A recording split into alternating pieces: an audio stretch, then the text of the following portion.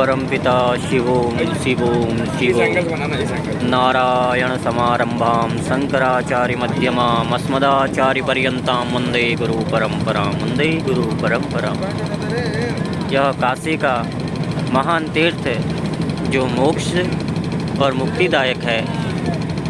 यहाँ प्रत्येक प्राणी इस कलिकाल में यही इच्छा करता है कि इस महान तीर्थ स्थल में उसे उसके जीवन को मुक्ति मिले।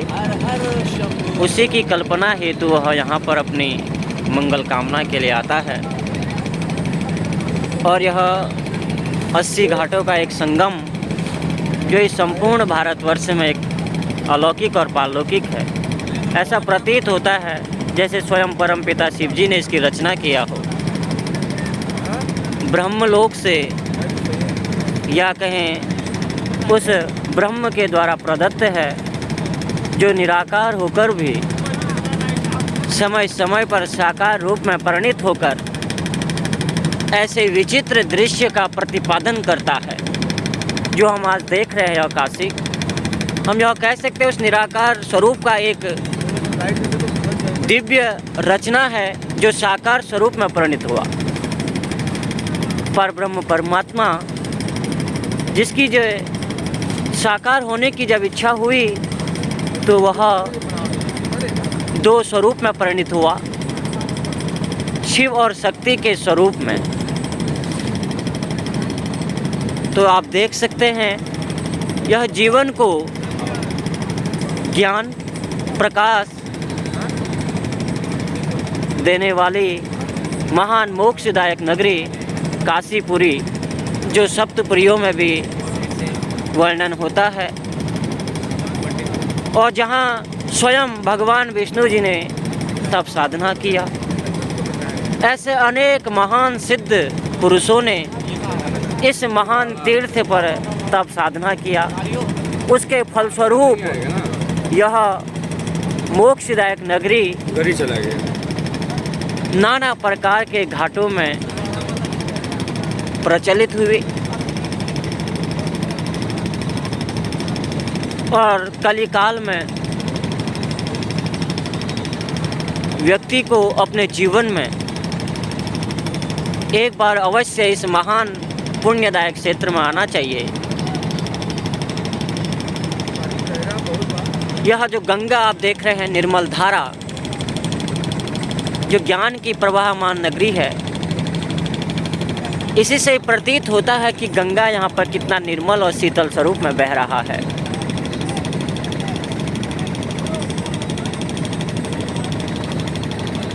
और ज्ञान के लिए यह प्रेरणा का स्रोत है।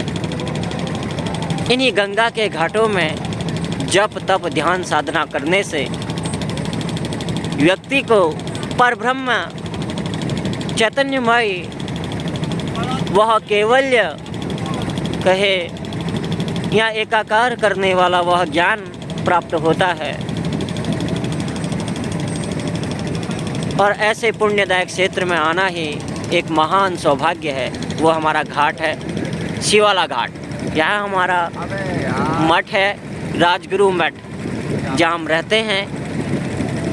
शंकराचार्य जी की तपोभूमि है और उसी तपोभूमि से हमें दीक्षा और शिक्षा प्राप्त हो रहा है।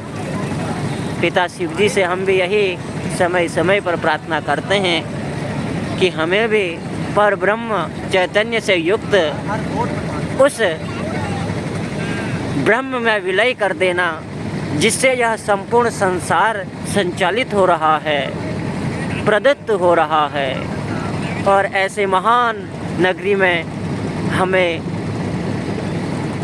इस कलयुग में ज्ञान प्राप्त हो रहा है, ध्यान प्राप्त हो रहा है, साधना प्राप्त हुआ।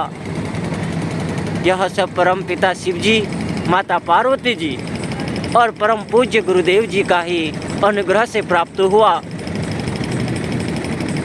और इस काशी की भूमि से शिक्षा और दीक्षा प्राप्त करना तो यह अनुभूति कराता है कि अनेक जन्मों के पुण्य प्रताप से ही यह कलयुग में संभव हो पाता है।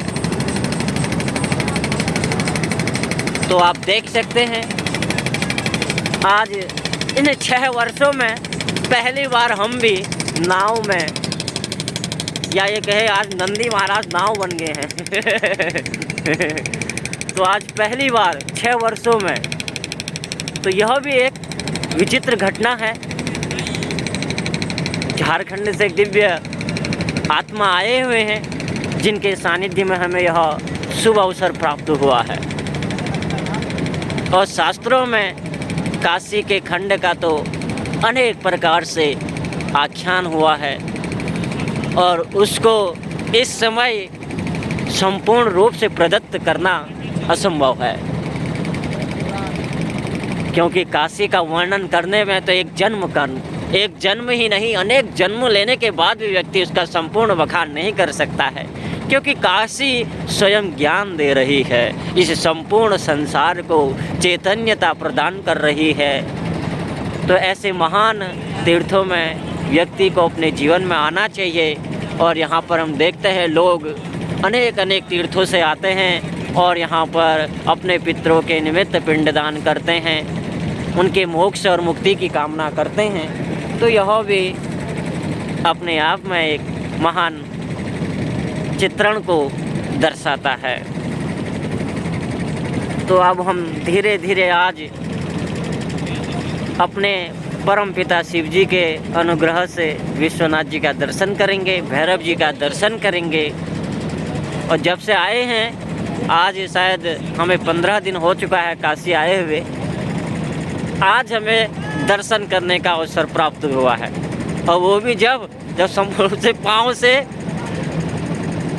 छाले नाना प्रकार के कष्टों को सहन किया है, तो तभी आज पिता शिव जी ने हमारी परीक्षा से प्रसन्न होकर हमें आने का अवसर दिया है। हमने सोचा था कि हम रात्रि के 12 बजे जाएंगे विश्वनाथ और सुबह भोर में दर्शन करेंगे, लेकिन पिता शिव जी की इच्छा के अनुसार ही यह सृष्टि चल रहा है, तो हम भी उन्हीं की इच्छा के अनुसार चलेंगे। हमारी इच्छा के अनुसार तो कुछ भी नहीं हो सकता है, जो भी होगा वो ब्रह्म के अनुसार होगा और उस ब्रह्म में ही विलय होना है, तो फिर उसी के अनुसार चलना पड़ेगा।